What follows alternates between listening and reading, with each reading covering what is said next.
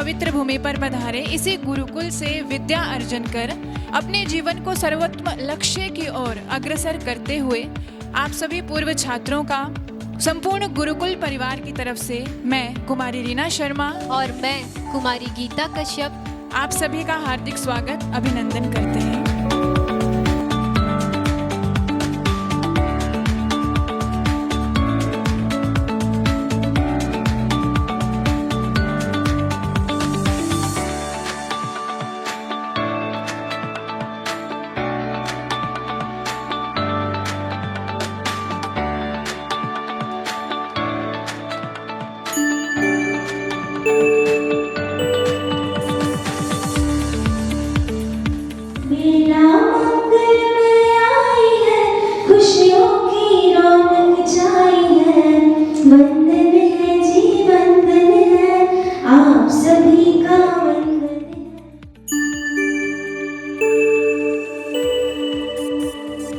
मैंने यहाँ पे नर्सरी से 12th तक एजुकेशन ली है।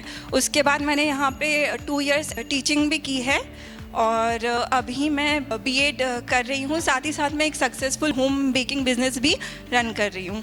अध्यक्ष हूँ मैं निशाइका और अभी फिलहाल में मैं सांची दुग्ध संघ से सचिव हूँ। अभी मैं आईसीआई बैंक में फाइनेंसर के रूप में काम कर रहा हूँ।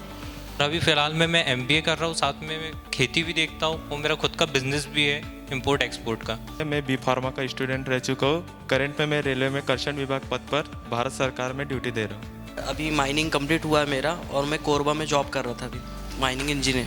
अभी मेरा प्रॉपर्टी डीलिंग का काम है छिंदवाड़ा पे। 2005 से 2010 तक मैं यहाँ पढ़ा हूँ और लोको पायलट में सिलेक्शन हो गया है। मैंने 4th से कॉलेज भी यहीं करा है और इसके बाद LLB कंप्लीट है मेरा। इसी सेशन में रहकर मैंने अंतर्राष्ट्रीय के लिए मैंने ट्रायल दिया था दिल्ली में जाके इंडियन रेलवे के लिए, जिसके लिए मैं मलेशिया में मैंने गोल्ड मेडलिस्ट इंडिया को गोल्ड दिया है और प्रेजेंट में मैं गवर्नमेंट पीजी कॉलेज में हूँ स्पोर्ट्स डिपार्टमेंट में। वर्तमान में छिंदवाड़े में त्रिवेणी अपार्टमेंट को हैंडल करता हूँ। मैंने BBA प्लस MBA किया हूँ। अभी मैं फार्मा फील्ड में हूँ। इप्का कंपनी में लास्ट 5 ईयर से काम कर रहा हूँ।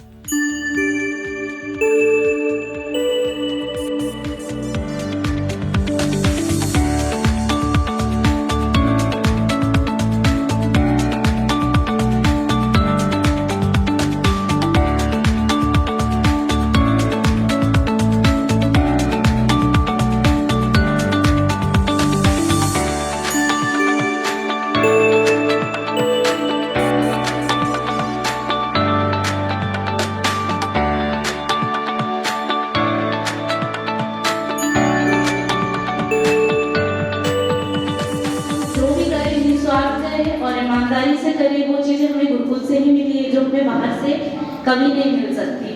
एक अलग ही फील आती है, कॉन्फिडेंस, एक खुशी होती है कि मैं गुरुकुल से पढ़ी हूँ। मैं कहना चाहती हूँ कि मेरा एक ड्रीम था कि मैं भी एक कल जाके टीचर बनूँ और आज मैं उस ड्रीम में हूँ। तो इसके पीछे गुरुकुल का बहुत बड़ा हाथ है। BSc करने के बाद मैंने एक व्यापम का पेपर दिया, फिर वहाँ मेरा सांची का गवर्नमेंट प्लांट है पशु आहार संयंत्र बंडोल, वहाँ मेरी जॉब लगी। अभी मैं कोविड में नोडल इंचार्ज था छिंदवाड़ा डिस्ट्रिक्ट हॉस्पिटल का, 2nd वेव और 1st वेव में ट्रायल्स का। ट्रायल जैसी जगह होती थी जहाँ पे सबसे ज़्यादा पेशेंट आते थे। हमारे वार्ड से एक दिन में 20-20 लाशें हम बाहर निकालते थे, ऐसा सिचुएशन था। ऐसे ऐसे पेशेंट को बचाया जिनके बचने की कोई चांसेस नहीं थी। और कहीं ना कहीं बापूजी की कृपा थी, ईश्वर की कृपा थी कि मेरा एक भी पेशेंट नहीं मरा। पूरे डिस्ट्रिक्ट हॉस्पिटल में मेरा एक भी पेशेंट, जिस भी पेशेंट को मैंने देखा है वो नहीं मरा। वो मैं करता क्या था, उनके पास जाता था, उनसे बात करता था, उनको हंसाता था। कुछ चीज़ थी जो यहाँ से मुझे मिला था कि मैं उन लोगों में आत्मविश्वास को जगा देता था, उनका आत्मबल जग जाता था। मेरे मरीज जब मुझे देखते थे तो वो हंसने लगते थे। 60% SpO2 बहुत कम होता है, पेशेंट नहीं बचता, पर ऐसे पेशेंट भी हमने बचाए हैं। पेपर में भी आया है, उसके लिए हमें अवार्ड भी मिला है। और नॉर्मल मेडिसिन से, कोई रेमडेसिविर नहीं, कोई फेविप्राविर नहीं, मैं पेशेंट से महामृत्युंजय मंत्र का जाप करवाता था। मैं मानता हूँ आप लोग बोल सकते हो कि एक वैज्ञानिक होने के बाद ऐसी बातें क्यों कर रहा हूँ, पर कहीं ना कहीं वो उनके विल पावर को स्ट्रॉन्ग करता था, उनको योग करवाता था। ऑक्सीजन भी वो लेते थे तो मैं उनको मास्क में बस नहीं रखता था, मैं उनको बोलता था कि धीरे धीरे सांस लीजिए, सांस रोकिए, फिर सांस छोड़िए, ऐसे ऑक्सीजन लीजिए। बीच बीच में उनका ऑक्सीजन मास्क हटाता था, उनके साथ जुड़ता था। और ये सारी चीज़ें सिर्फ मैं MBBS कॉलेज से नहीं सीखा हूँ, ये कहीं ना कहीं मैं इस स्कूल से सीखा हूँ। मैं यहाँ सबसे पहला स्टूडेंट था। वर्तमान में as a audit officer Balaghat ज़िले में पोस्टेड हूँ। मैं ऐसे प्रोजेक्ट पे काम कर रहा हूँ जिसमें अंडर प्रिविलेज जो बच्चे हैं उनकी एजुकेशन का जो पढ़ने में तो अच्छे हैं लेकिन वो वर्तमान की एजुकेशन अफोर्ड नहीं कर पा रहे हैं। इवन मैं अपने जो कमाई का 40% मैं इसी एजेंडे में अपना लगाता हूँ। एक्चुअली मैं क्या कर रहा हूँ अपनी लाइफ में किसी को इस दुनिया में फ़र्क नहीं पड़ता, लेकिन इस बात से फ़र्क पड़ता है कि मैं अपने काम से कितने लोग को इम्पैक्ट कर रहा हूँ। तो हमारा एक मिशन है कि हम एक ऐसा एलुमनाई एसोसिएशन बनाएं जिसमें बहुत सारे एलुमनाई जुड़ते जाएं।